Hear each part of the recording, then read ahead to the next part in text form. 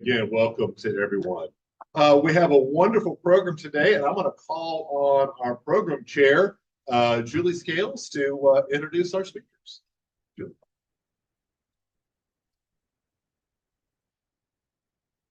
Thanks, David. I'm very pleased to have today speaking to you, Kevin Dunbar, who is currently the Executive Director of Clearwater For Youth.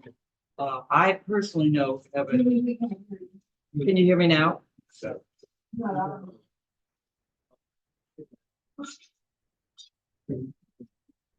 Hello? Better? No?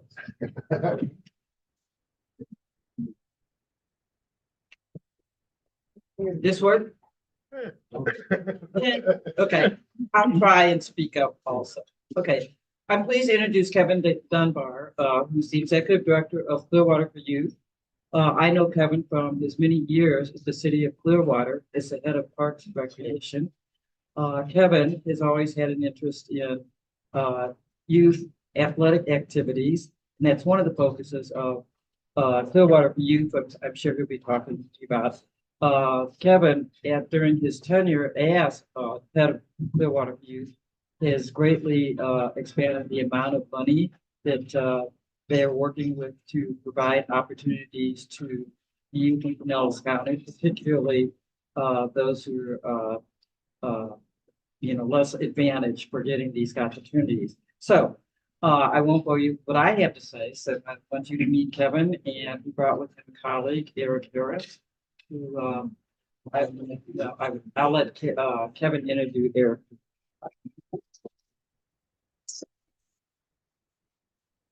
Good afternoon. Everybody hear me okay? First of all, thanks for having us here today. One of my favorite things is to talk about, as Julie said, the youth of our community and youth athletics. So Julie gave you a little bit of my background. From 1999 till 2019, I was Director of Parks and Recreation for Clearwater. Big thing they convinced me to come here to do was to put the deal together to build a Baycare Field, where the Phillies train out of, but handle everything from Clearwater Beach to 109 parks and all those kind of things. But my passion was always based around what youth athletics did for a community and how youth athletics really created that family environment that really set up our children to become productive members of society. So as part of that, I was on the board of Clearwater For Youth, and many of you have been around for a while. You've heard Clearwater For Youth before. It started in 1972, and its primary purpose was there was a dearth of youth athletics. And so it went into the business of providing youth athletics. It was started by an individual named Fred Fisher, who ultimately utilized that to construct the Long Center that's on Belcher Road. One of my fondest memories was with Cecil Engelbert. When I was Parks and Recreation Director, Cecil and I served on a board called the Florida Grateful League Association. So guess who had the opportunity to drive Mr. Daisy all over the state of Florida whenever there was something? And the opportunity at times to be in a car with him for 6 or 7 hours and to ask him why things were the way they were, why something was named after somebody. How did Tropicana Field get built? Why do we have Ed Wright Park in Clearwater? What was Sid Lichten? All those kind of things to really understand the history of the community. And that gets back to telling the story about youth athletics, because it takes a community to be able to do that. So around the early mid-2000s, CFY was basically, at that point, Clearwater For Youth was competing with youth athletic programs. There were plenty of programs to go around for everybody. Many things had been started. And so a shift was decided to be made that instead of supporting a couple of programs, to support the entire Clearwater community and make sure that every child could play a sport, regardless of their ability to economically pay to do that. And at the same time, the organization also was doing some college scholarships. So that was the focus between 2005 till 2021. Well, I stepped aside when I left the city in 2019.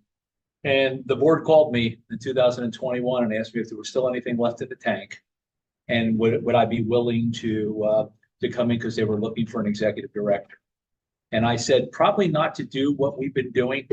The challenge wasn't there, but what I'd really love to do is to be able to do it for the entire Pinellas County.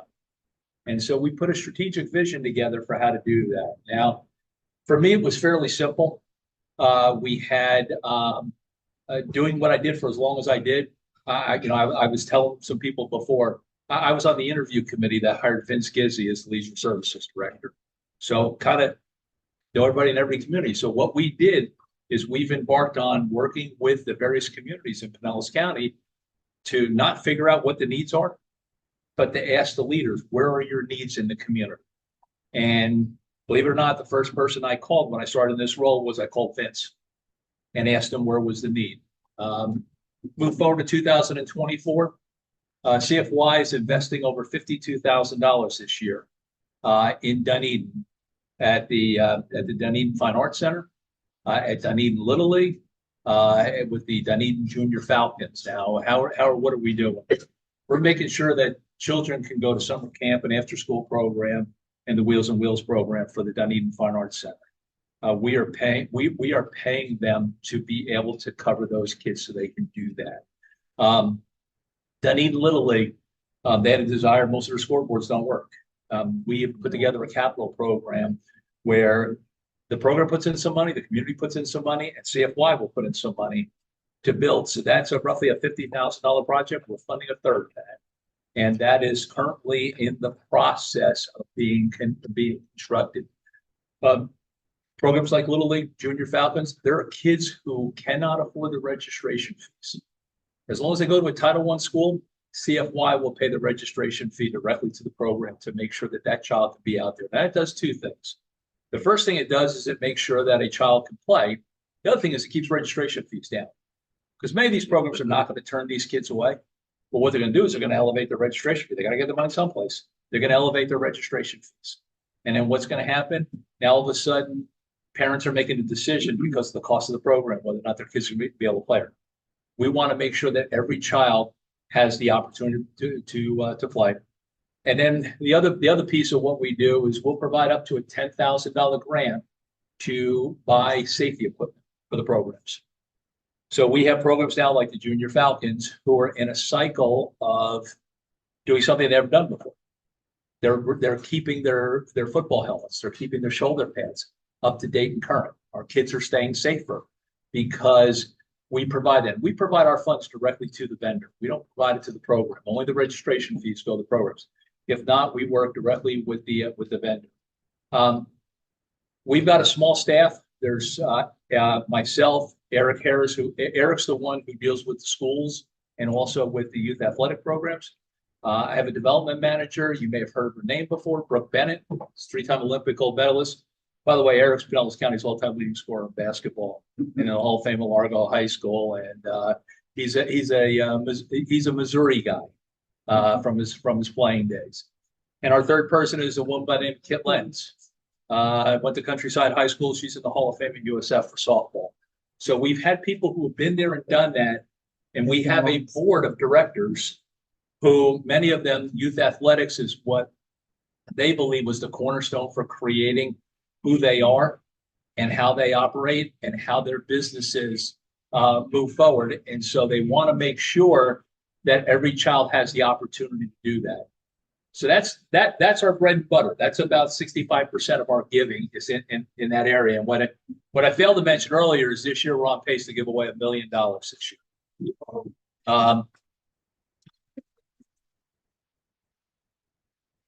We have an endowment that's large enough that it pays our operating costs. Every dollar we raise goes directly to supporting the child. There is no 5%, 10%, 15% that comes off the top. 100% goes to support a child. So that's what we do on the youth athletic side, which is our bread and butter. We're also doing college scholarships. Last year, we gave away 30 college scholarships for $250,000. And we do it in increments of 10,000, 5,000. And we also do something that many don't do. We do vocational and trade scholarships. So which is about 40% of the kids, right? They're not going to go to college. So we're making sure that we're making sure that every child has an opportunity to be able to do that. And As an example, when I was telling you about the endowment, if somebody's a sponsor of a $5,000 scholarship, you know what they pay? $5,000. We do everything else. So their money goes directly to supporting a child. And we work with groups like the Phillies. Now the Blue Jays have come on board that we do something called Breakfast at the Ballpark, where we actually have the sponsor meet the student and they have breakfast together and their parents are, because we're hoping to make that connection so that that may continue on in the child's life and they've been introduced to a good mentor, as part of it. Looking ahead to 2025, and our cycle will kick off November 15th, but looking ahead to 2025, we're going to be giving away 45 scholarships this year with a value of $350,000. 15 of them will be to SPC, so that a student can go for up to 3 years to get their associate's degree. Tuition and books are paid for. And then the rest will be the 10,000, 5,000, and it's 3,500 is the vocational trade. I can tell you, and Eric can tell you firsthand, when we talk to some of the principals, especially the smaller schools, this program is life altering for these kids and the families. Last year, our 30 kids, 13 of them were the first one in their family to go to college. So we're not looking to be the 6th or 7th scholarship that a kid's going to get. We're asking the school to identify, just like I mentioned before, right? We're asking leisure services director, where's the need in your community? Where's the need in your school? We're okay with the kid having a 2.7 GPA. We want to be there to make that opportunity. We're not looking for the kid with a 5.2 valedictorian and they've got 8 other scholarship opportunities. We want the child that this is going to be impactful. It's going to make a difference in that child's life, and it's going to ensure that that family now has a trajectory and there's hope about what they are, what they're doing. Third area that we're focused on, and it's something we started in 2022, is Title I water safety. So my background in Clearwater, probably 15 years ago, I had a PE teacher come in one day to see me. Just walked in and said, I don't know who to turn to. I need some help. So what's wrong? He says, I listen to the kids at my school talk. Many of them are Hispanic. And what they do is on the weekends, they go to the beach, they go to the causeway. There's a variety of places they go to, and nobody in their family can swim. And I am worried about one of my kids. We come to school on Monday and we find out that child doesn't either make it or somebody in their family. Something happens. Got with the staff. Our staff volunteered, and we started. This was Bel Air Elementary, and they walked the kids to the Ross Norton pool, and we did a 2-week water safety for the school. So that went on for about 15 years. But one of my desires was always, how do you expand? How do you build upon that? So when I came into this role, remember, I got a 3-time Olympic gold medalist, now as part of our team. So we've got kind of a face for a program. We started talking about, let's do a pilot program in 2022. So we did Bel Air and Skycrest Elementaries. And we looked to work with Pinellas County Schools, because you think about it, we're asking the school during the school day to move kids, which we'll pay for, to a community pool as part of their PE class to learn water safety. That is going to mess up a school day, but is it worth it? And so that has been the story. So move forward to 2024. We're going to do 8 schools this year, 2,400 kids, over 14,000 lessons will be offered this year in grades K through 2. So if you think about it, we started child when they're in kindergarten, they're going to get this for 3 years. 80% of these kids would be, when they first started, deemed unsafe to be around water. Now, you remember, I said Title I schools. So these are kids, it doesn't matter if the swim lesson is free or not. They're barriers. No one's going to bring them there. Right or wrong, that is what it is. And so we have found a way to be able to do that. It costs about $14,000 a school to be able to do that, between the cost of having lifeguards, between the cost of the buses, a variety of other things. If you just followed the Olympics, our poster boy for the program, along with Brooke, is a young man by the name of Bobby Fink. If you just saw young Bobby, only be able to win a gold medal over in Paris this year. Matter of fact, he's so much into it with us. I'm with him Friday night because he's throwing out the first pitch of the Rays game. Not to be mistaken, on September 29th, he's going to be whatever the captain of the crew is at the Bucks, but he's that guy too. So, so we have enlisted those kind of people to do that. So that gives you kind of in a nutshell what the $1 million, that we're giving away. Now, the opposite side of that is we got to raise $1 million. That becomes a challenge. And so how do you do that? We have a variety of different revenue streams that we look to bring in to make that happen. We have some very generous corporate sponsors. We have philanthropic people, and we do events.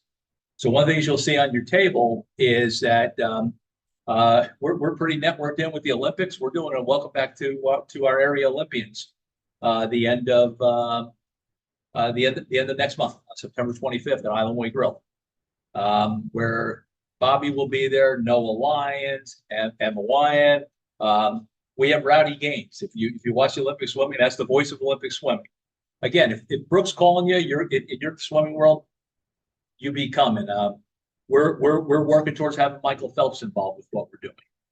So that is kind of some of the things that we do. You also there's a save the date there if you're interested. We don't do a lot of events, but we do it really well. We have an event called Banquet on the Beach. We do it at the Sheraton San Kitty. It's the last weekend in April. This year it's April 25th. We tell chefs to go crazy. If you watch the Food Network, one of the things that I learned watching the Food Network is chefs are artists. Am I not right? Are chefs artists? And so we told him to go be creative, and he's ridiculously creative with the support that he provides and the food that's provided in a casual Tommy Bahama shirt and shorts environment with your toes in the sand, watching the sunset with a short program. But everybody understands that we're there to raise funds to support these efforts and to do that. And so that is an event that last year we raised just a little bit under $250,000 on doing just that event alone, because people wanting to give back and believe in the mission of what we're doing in the community. So that kind of gives you the breadth of what CFY has been up to. You want to learn a lot more about us, we do a lot. So everything we do is kind of based on our website, cfypinellas.org.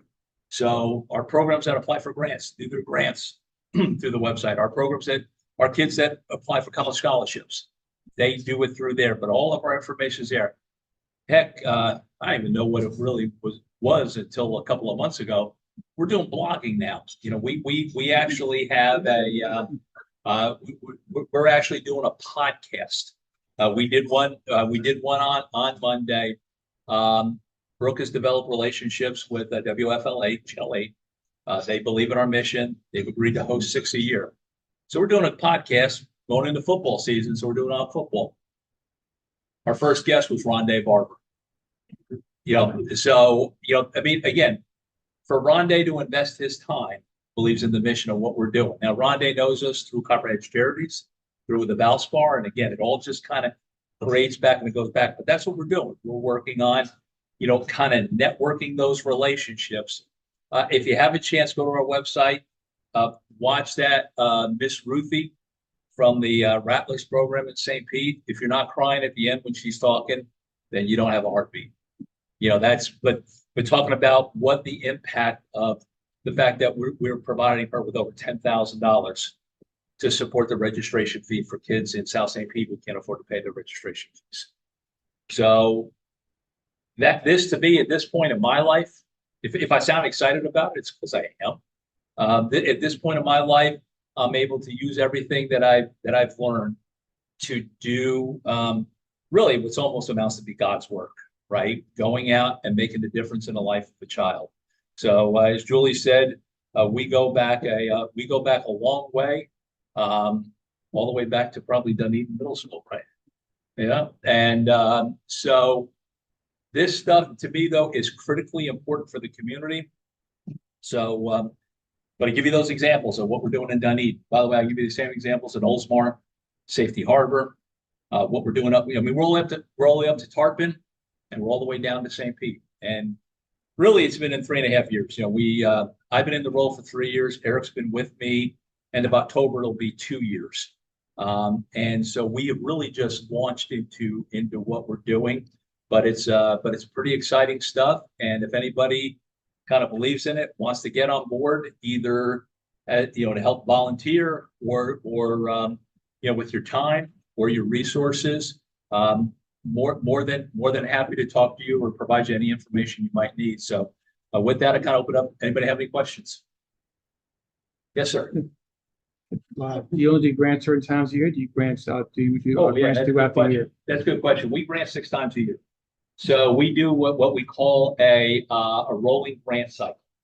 So our board meets 6 times a year. They meet the second Wednesday of every month or every other month. Their next meeting is September 11th. So August 25th, we just ended a grant cycle. The next grant cycle will be October 25th. And they just keep rolling. It's not sport specific. I mean, there's some criteria, registration fee, they can only apply once a year. They're supposed to make sure that they've completed and gotten everything done. So we have the full picture and, and those kind of things. But we actually grant funds every 2 months. And in most cases, we ACH the funds directly to the program to make sure that our dollars are getting exactly where they're supposed to be going. Other questions? Yes, sir. About your vocation, how do you, are you teaching all the trades, getting the trades? So what happens is we have a certain amount. This year it'll probably be 6 or 7 vocational and trade scholarships, and they're $3,500. And so we're working with the various schools, and one that comes right off the top of my head is the Jacobson School down in Seminole that has a half a dozen vocational and trade programs at the school. Now, I'll tell you an interesting story. We award to a young man down there, and the principal calls me up. He says, "Hey, I just want to let you know, he's not really in class any longer. He is he had 1 class to go. He's doing it online because he needs to go to work so he can get enough funds to be able to pay his tuition to go to school." And I'm like, that's what we're here for. So we are, and by the way, what he wanted to be was a marine mechanic, and that's the program he's in. And at P-Tech, you can get certified in Yamaha engines, and that's what he wanted to be able to do. And it costs like $300 more than what our scholarship is. So that's an example of one. But basically, they picked. We have a young man that went to. I'm not sure what you call Eric. What do you call it? Our hairstylist. Cosmetology. Went to cosmetology school because he wanted to cut hair. We pay for that, and if there's money left, we'll buy the tools to be able to go do that. So. It's I don't know how many Bob McIntyre, founder of DiTech, heavily involved in the Pinellas Education Foundation. Matter of fact, they just named Enterprise Village after him and his deceased wife last Wednesday. Bob was the one that really, when I came into this role, started talking to me about 40% of the kids. You can do college scholarships, but there's 40% of the kids that are never going to go to college. And so how can you help out to do that? When I was talking earlier about our arrangement with SPC, I talked to the head of their foundation last week. And one of the things he brought up to me is they have these promise schools. They call them promise schools. Clearwater High School is a promise school. So if you go to a promise school, if you qualify and want to go to SPC, you'll get your tuition books paid for again, that same 3-year period. And he goes, we award those, we give those out unless they have the kids even enroll. But we provide up to 11 kids last year, and every kid enrolled because we're working with the schools. We're finding the kids who this is going to be impactful, that they see the difference. And They're doing a piece. In other words, we're doing the legwork to make sure that the right kids are sitting in the right places with the right opportunities to be successful. Yes, ma'am. You mentioned a number of students in the swim program. Yep. How many are involved? So this year's 2,400. It's roughly 300 kids per school. Some are a little more, some are a little less. And we're doing 8 schools this year. We've already done 6. We're doing 2 more this fall down in St. Pete. And our goal next year is to do 10 schools. So it'll be 3,000 kids. I want to tell you a story about swim in school. I'm a Navy Floridian and I learned to swim when I was in 8th grade in a city pool near the high school. We had to walk there, swim, and then walk back. We walk into class with dripping hair. But we learned to swim, and that was one, it was a requirement. You had to do that before you graduated. Well, so one of the things is what you never heard me say was swim lessons. These are water safety lessons. So we are making sure that our kids are learning how to be safe. So part of the curriculum is what's the proper way to put on a life jacket? If your friend falls in the water, what do? You know, in many cases, you'll read they jump in the water too, and now you got 2 kids that can't swim. But how you go get something to go do that? There's always things, and then there's how do you survive in the water? You know, float, get to the side. How do you dismount? All those kind of things are all part of the curriculum that gets reinforced in grades K through 2. So they get it for 3 years. What we find is about 10% of the kids we would deem to still be unsafe at the end of their first year. And so I don't know how successful we're going to be, and I don't want to know. I just don't want to ever hear about a child in Pinellas County. And that's our goal. That's what we want to make sure of.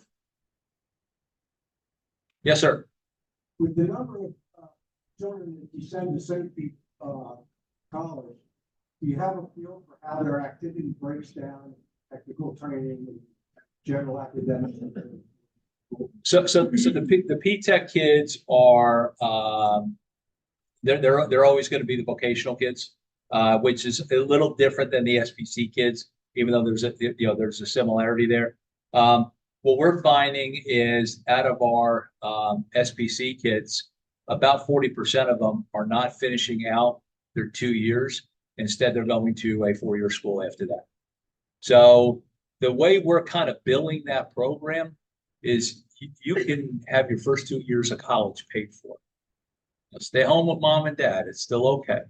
But you'll have 2 years so that now your investment will be for 2 years and you really could go have that college experience that you want.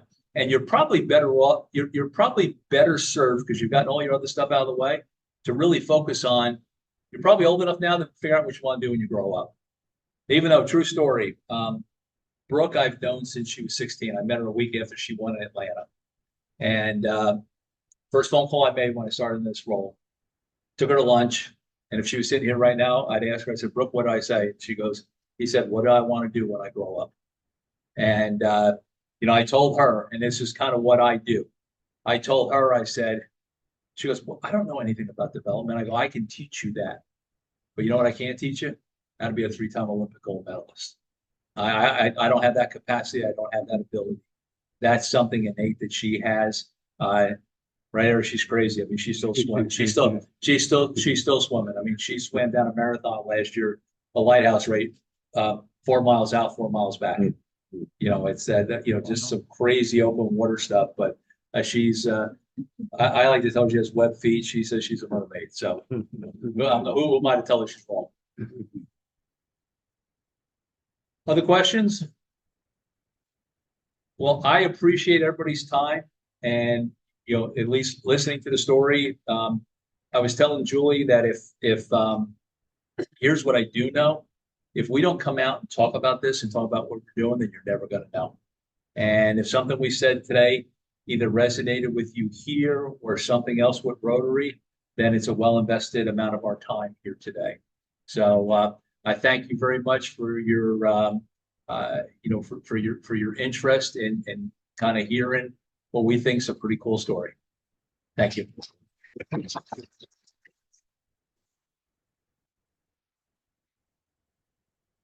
Yeah, and thank you so much for sharing about Clearwater for Youth. And Derek, thank you for being here as well. I will say, and actually call on our secretary, Pat Bauer, to come forward, because one of the things that we do here at the Rotary Club of Dunedin is we honor each of our speakers by donating a book in their honor to our local elementary school. And if you would, join Pat up front and sign that, and let that book will hold your name and the Clearwater for Youth as we donate that to our local schools.